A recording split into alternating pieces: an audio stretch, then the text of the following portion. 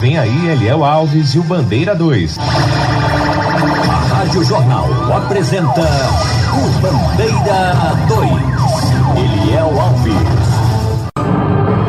Aposentado assassinado a tiros na residência em Prazeres.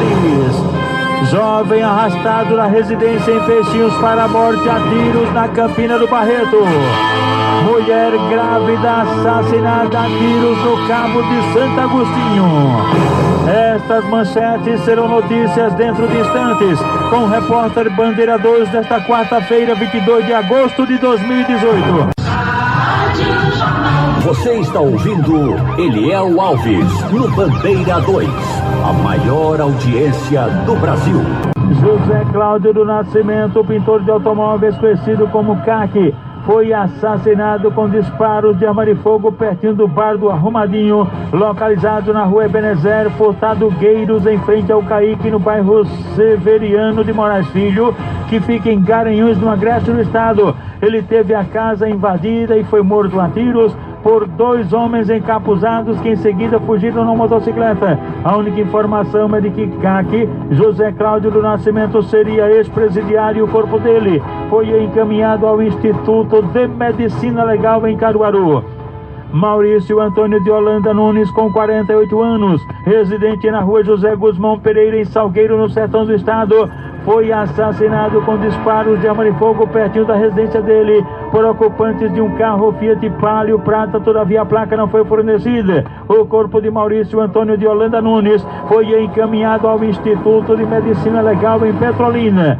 O ex-presidiário Jairo José Salatiel Júnior, com 39 anos de idade, residente na rua Doutor Carlos Alberto Novaes, em Itacaimbó, no sertão do estado, foi assassinado com golpes de facão no sítio Gamileira, lá em Itacaimbó, e o suspeito do crime, um tal de Zé dos Bodes. A motivação do assassinato é desconhecida e o corpo do ex-presidiário Jairo José Salatiel Júnior foi encaminhado ao Instituto de Medicina Legal em Petrolina.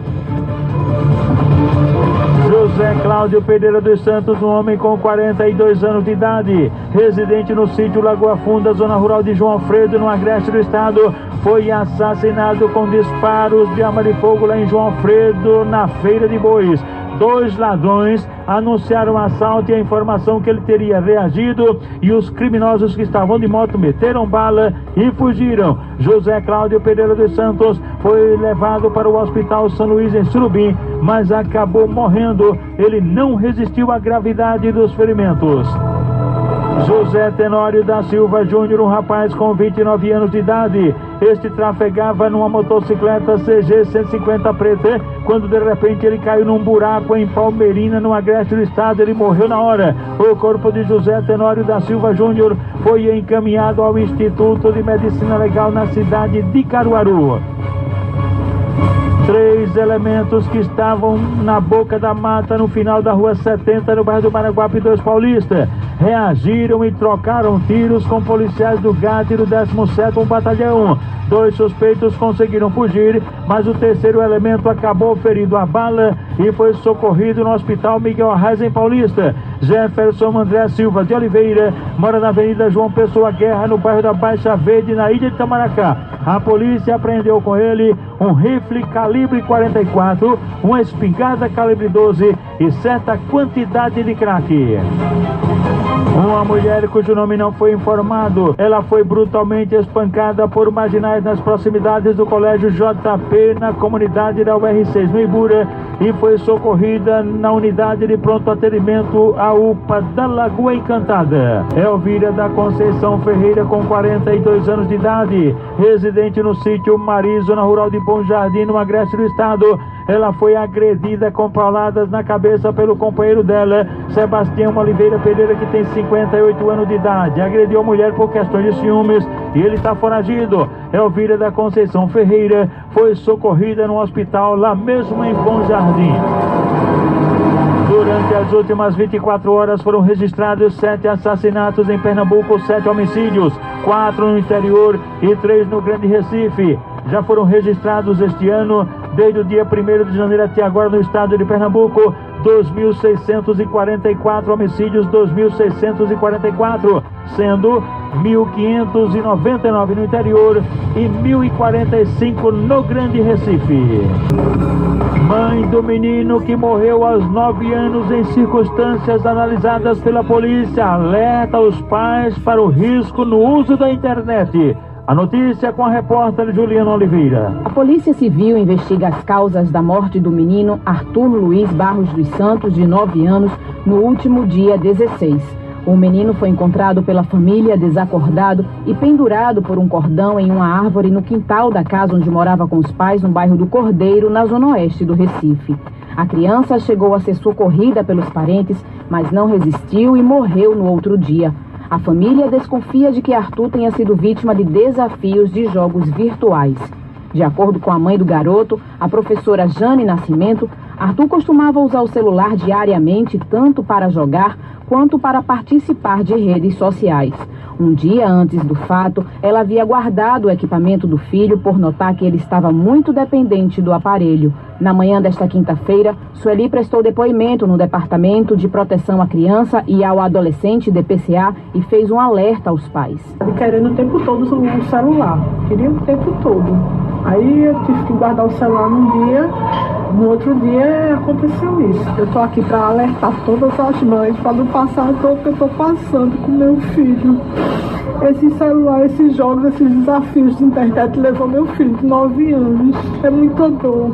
As mães têm que ficar mais ligadas. Eu olhava, eu acompanhava tudo, mas em algum momento alguma coisa aconteceu e meu filho foi fazer esse desafio que ele viu na internet dessa boneca Momo e acabou levando ele, esse sufocamento, meu filho morreu. A mãe afirmou que só soube que o filho participava do jogo da boneca Momo após a morte da criança. Eu não percebi, foi depois que meu filho morreu, que eu fui ver lá no celular, tinha esses desafios. Ele uma vez me mostrou, mãe, tu tem medo disso aqui? Mostrou no tablet uma boneca Momo. Só que eu não sabia o que era, eu vim saber depois que me mostraram o que era essa Momo, que ela fazia o desafio de sufocamento para ver quanto tempo você aguenta ficar sem ar.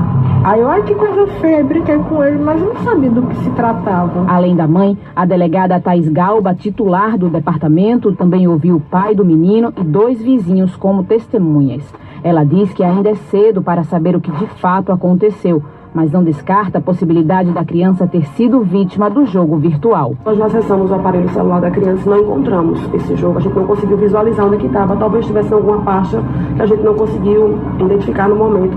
Mais um motivo para eu precisar da perícia do Instituto de Criminalística para fazer o acesso ao aparelho do celular, no que tem já a nuvem, a parte de armazenamento, de compartilhamento, para que eu consiga identificar o que a criança estava assistindo, o que ele estava vendo, mas que talvez tenha levado ao cometimento do ato que, segundo a mãe, segundo a família, encara como uma brincadeira que acabou sendo mal sucedida. Há uma possibilidade de que isso tenha acontecido, mas eu não posso afirmar agora. O celular e o tablet de Arthur foram recolhidos para perícia. A polícia também aguarda resultado do exame tanatoscópico para saber a causa da morte. Juliana Oliveira para o Bandeira 2. Aposentado assassinado a tiros na residência em Prazeres. Jovem arrastado da residência em Peixinhos para a morte a tiros na Campina do Barreto. Mulher grávida assassinada a tiros no Cabo de Santo Agostinho.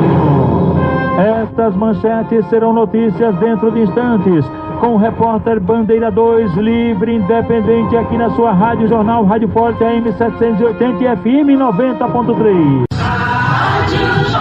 Você está ouvindo Eliel Alves, no Bandeira 2, a maior audiência do Brasil. Olha, minha gente, faleceu ontem a senhora Maria Francisca de Amorim.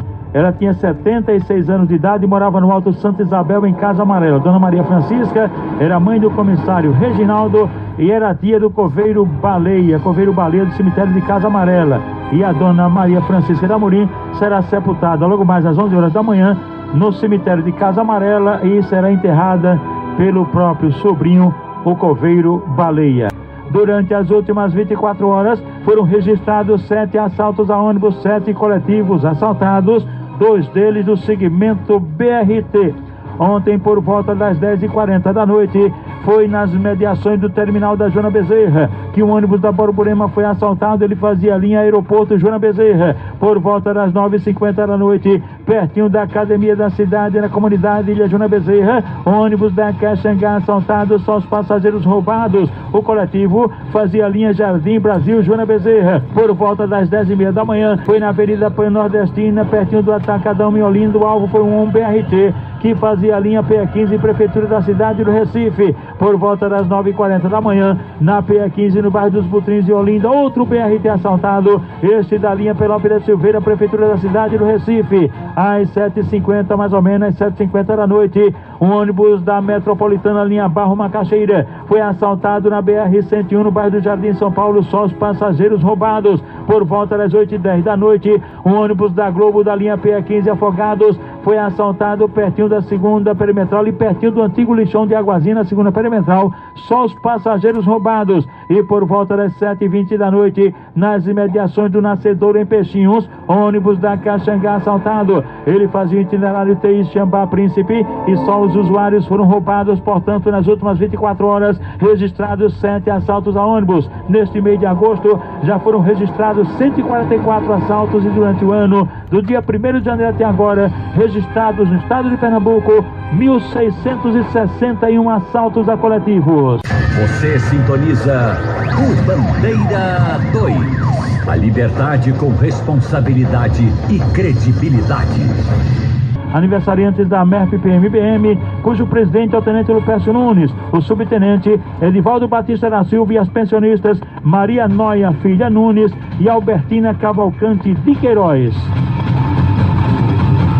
Polícia investiga envolvimento de pessoas próximas aos parentes no sequestro das 2 irmãs adolescentes no bairro de Campo Grande. A notícia com a repórter Camila Brandão. As garotas de 12 e 14 anos foram liberadas nesta terça-feira na Campina do Barreto, zona norte do Recife. Elas retornaram para casa e a mãe acionou o Conselho Tutelar e a Polícia Militar, mas ninguém foi preso. As irmãs foram raptadas quando iam para a escola na quarta-feira da semana passada por homens encapuzados em um carro preto. Em depoimento, as garotas revelaram que neste período ficaram amarradas no interior de uma casa abandonada. Um dos envolvidos teria sido identificado pelas vítimas e seria o amigo da madrinha da menina de 12 anos. O Departamento de Polícia da Criança e do Adolescente investiga a denúncia de estupro contra a menor de idade. O conselheiro tutelar Adriano Nascimento afirma que a dupla negou agressões de conotação sexual. Segundo as duas adolescentes, elas foram devolvidas no mesmo local onde elas foram pegas. E aí, segundo ela, após ele ver as matérias na TV, ele ficou desesperado e resolveu devolvê-las à sociedade, no local onde encontrou elas, né? As meninas passaram alguns dias nessa casa, elas chegaram a relatar o que foi que aconteceu por lá? Segundo as mesmas, ela disse que em nenhum momento foram abusadas, que eram mantidas sobre pão e água e amarradas umas nas outras. E às vezes pediam para ir no banheiro e o acusado permitia, porém sempre sob vigilância delas, né? As irmãs de 12 e 14 anos, além de depor, foram submetidas a exames no Instituto de Medicina Legal. A madrinha da irmã mais nova será convocada a prestar esclarecimentos na DPCA nos próximos dias. O delegado responsável pelas investigações diz que o suspeito teria feito ameaças à suposta vítima nas redes sociais. Ademir Oliveira afirma quais são os procedimentos adotados para essa ocorrência policial. Ouvimos a mãe e o que ela nos diz é que elas foram vítimas de um sequestro praticado por 3 homens. Um deles conhecido, teria até sido acusado de ter estuprado uma delas há alguns meses, e 2 outros que estariam mascarados. Esses 3 homens as levaram para uma casa abandonada, onde elas permaneceram durante todo esse tempo, e que a motivação desse sequestro seria para que a mãe retirasse a queixa que existe aqui no DPCA de que ele teria estuprado uma das meninas.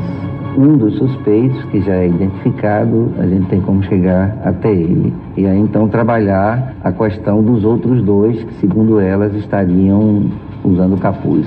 Elas estão bem. O conselheiro tutelar que as acompanhou desde que elas foram, digamos assim, liberadas, também fez essa referência Nós já conversamos com ele para a necessidade de que elas possam ser encaminhadas para a rede de proteção a crianças e adolescentes vítimas de violência, que tenham um acompanhamento psicológico, social. E enquanto isso, nós vamos fazer o nosso trabalho de polícia. Camila Brandão para o Bandeira 2.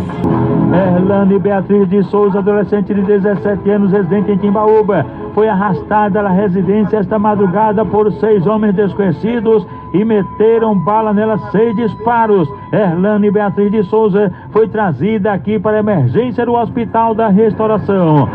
Valdenilson Corrêa da Silva, de 17 anos, residente na rua Nossa Senhora da Conceição, número 30, no centro de Igaraçu, foi agredido a socos e pontapés. Ninguém informou quem o agrediu nem os motivos. Ele foi socorrido na unidade de pronto atendimento, de lá a UPA, e em seguida removido aqui para o HR. Daniel Lins de Paula, 34 anos de idade, residente na rua Bonfim, número 34, em Cruz de Rebouças, Igaraçu.